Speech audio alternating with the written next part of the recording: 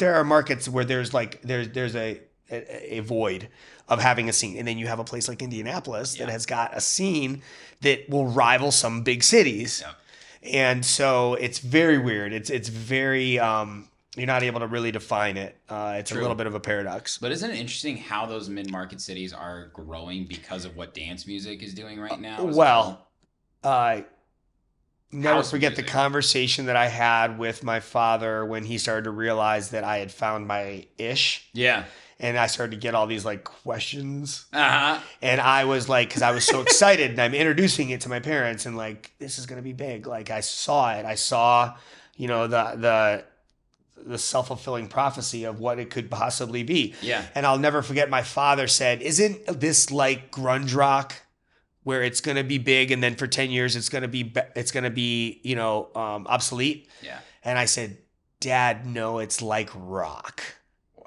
Except could be bigger because there's an infinite learning. There's an infinite possibilities. There's no learning curve. Like if you can think it can happen. Yes. And yes, it's a lot of music is recreated a bunch of times and it is what it is. History repeats itself, but it's predicated on something that does not have limits. I could send you to, piano school. Yeah. It doesn't mean you're going to come back Tchaikovsky. I could send myself to guitar school. It doesn't mean I'm going to be Eddie Van Halen or Carlos Santana. That being said, if you were Bach or Mozart and I was Eddie Van Halen, there'd still be only so much that we could do with that instrument. True. Even the most badass geniuses of their craft still had a glass ceiling. With electronic music, there is no glass ceiling. There's no barrier to entry. There's no barrier. And I knew that it would start to bleed itself into pop culture eventually. And now you hear it like in these like rock bands. I love these alternative rock bands that are coming out that mix like electronic music with it. And I love, even hip hop and stuff like, and pop music. I was like, I couldn't have told you a pop music star or a hip hop star for a good 6-7 years. Right. And just recently, because I'm kind of like, I kind of like it. I kind of like that shit. Yep. Because they're integrating electronic music a lot more. And I think that it's great. I remember when there was a huge, there wasn't always all these subgenres that existed. True. There was house, techno, trance, which was the baby of house and techno. Yeah. If house is the mother and techno is the father, trance was the first subgenre ever. Yeah. And then all of a sudden, and that was the aughts, the 2000s, it was pretty much the predominant kind of way. Progressive house came about in the 2, 3, 4 years, which was a deeper version of house and trance mixed. So that became kind of the second subgenre. And then it was just kind of was what it was. Electro came out, but it wasn't the electro like it is today. It was more like what deep house sounds like today. Big sine wave, bass driven vocals. So you started to see all these little subgenres popping up, and then all of a sudden, boom, EDM happens in like 2008-ish, 9-ish, which electro kind of developed into all of a sudden this saw wave, like Benny Benassi, Satisfaction. That was like really what kicked it off. True. And then all of a sudden EDM happens, and it was like there was all of a sudden this distinct like line drawn in the sand, like you're either EDM or you're fucking not. And it was like all the EDM people were like, fuck you guys, we're laughing all the way to the bank. And all the non-EDM people were like, fuck you. No, fuck you. And they were like trying to be underground and like they didn't want to cross over. I remember so many people, other artists, saying to me, man, this EDM shit, fucking bullshit, fuck them. And I told them, I said, you should thank your lucky stars that EDM is happening.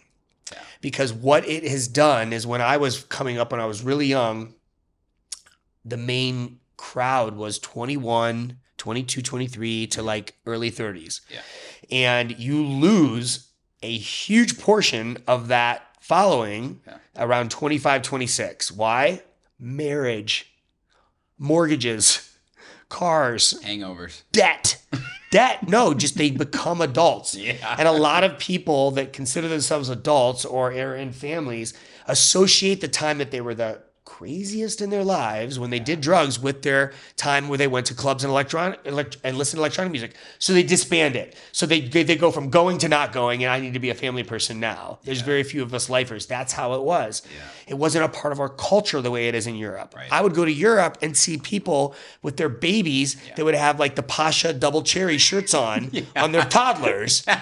And they're listening, and their parents and their families, and they still have electronic music playing in the background because it was part of their culture. Yeah. I knew once the EDM apex happened in 8, 9, 10, 11, 12, it was going to shift America for the better eventually to electronic music being part of our actual culture.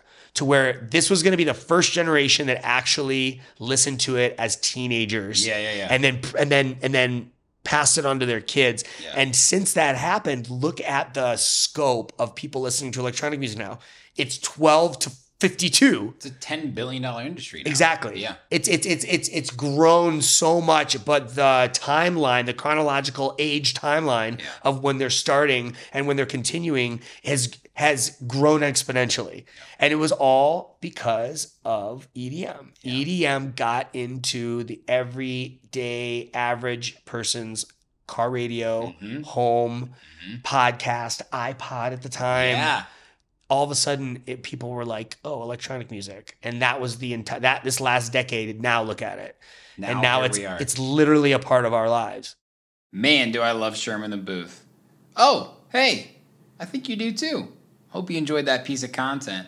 If you're looking for more, make sure to my YouTube channel and hit that subscribe button and turn on all notifications so you don't miss any upcoming Sherm in the Booth interviews, live sets, new music, exclusive artist interviews, Sherm's Word, sub-pack reviews, and more.